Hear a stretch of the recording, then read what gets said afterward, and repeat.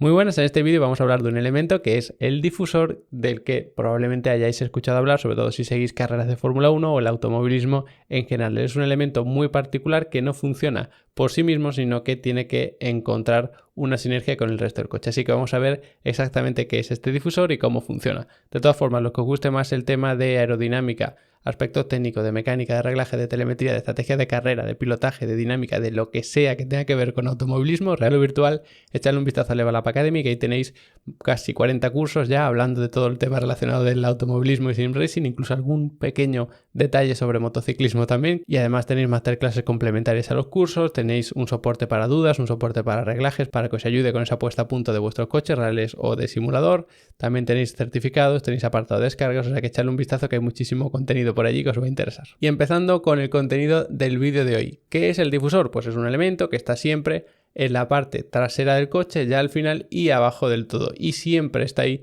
por una razón, y es su funcionamiento. Este elemento sirve para generar carga aerodinámica si tenemos un suelo, lo que en Fórmula 1 antiguamente se llamaba fondo plano, que ya de por sí tiende a generar carga aerodinámica, porque el aire que va por debajo del suelo del coche, es decir, justo entre el suelo y el asfalto, lo que hace es aumentar su velocidad, por lo tanto disminuye la presión. Y si tú disminuyes la presión entre dos elementos, ¿qué pasa? Pues que tienden a juntarse, es una succión, una atracción. Y como estamos hablando que una parte es el coche y otra parte es el asfalto, pues evidentemente lo que va a pasar es que el coche vaya hacia el asfalto, no el asfalto contra el coche, porque el coche pues pesa bastante menos, tiene una serie de suspensiones, una serie de historias que le permite comprimirse y pegarse al suelo. Y de esa manera estamos generando carga aerodinámica, no por empuje del aire, sino por una succión hacia abajo desde el suelo. Entonces eso se genera gracias al suelo.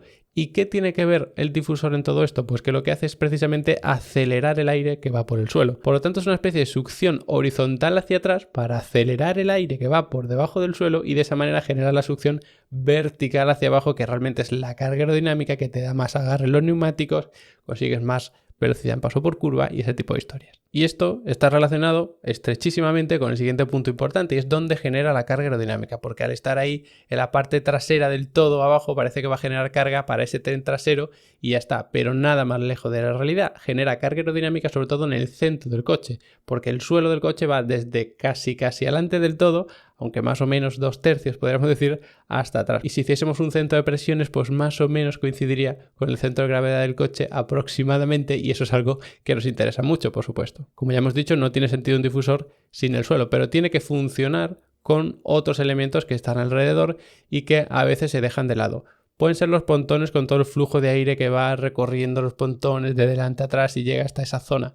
Puede funcionar con el rear wing, el alerón viga, que es como una especie de alerón pequeñito que está debajo del alerón trasero. Tiene que funcionar también acorde con todos los gases de escape que están por ahí muy cerquita. Por lo tanto, si veis que hay algo que esté cerca del difusor, ese aire se va a juntar con el que sale el difusor, por lo tanto va a ser un elemento importante a tener en cuenta. Así que este difusor, que aumenta el efecto suelo del coche de Fórmula 1 o de la categoría que sea, tiene que trabajar siempre con el resto de elementos. Por lo tanto, ese resto de elementos hacen que el difusor funcione mejor y el difusor hace que el suelo funcione mejor. Y de esa manera generamos mucha carga aerodinámica. Problema que tiene, que genera mucho aire sucio, porque al final es coger aire que va muy comprimido, muy laminar, es decir, que no tiene nada de turbulencia, y de repente lo que haces es expandirlo.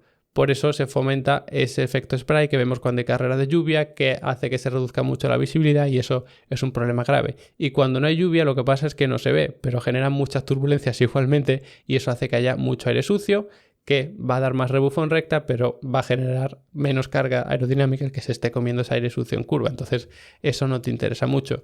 En Fórmula 1 se ha intentado reducir ese aire sucio a través de los alerones, quitando vórtices y demás, pero el difusor sigue siendo muy importante, o incluso más que antes, y eso sigue generando aire sucio, aunque quizá no tanto como la cantidad de vórtices que se generaban especialmente con el alerón trasero. Y quizá te haya podido parecer un elemento sencillo, ¿no? Simplemente pues una apertura hace que se acelere aire y demás, pero para acelerar ese aire lo que se hace es cortar la presión del aire. Es decir, lo que tú haces es, tienes un aire que va muy rápido y de repente lo expandes. Entonces eso es lo que provoca pues esa especie de succión horizontal hacia atrás, ¿no?, que yo decía antes, para que nos imaginemos que lo que hace es acelerar el aire, por lo tanto se genera más succión vertical hacia abajo, carga aerodinámica y demás.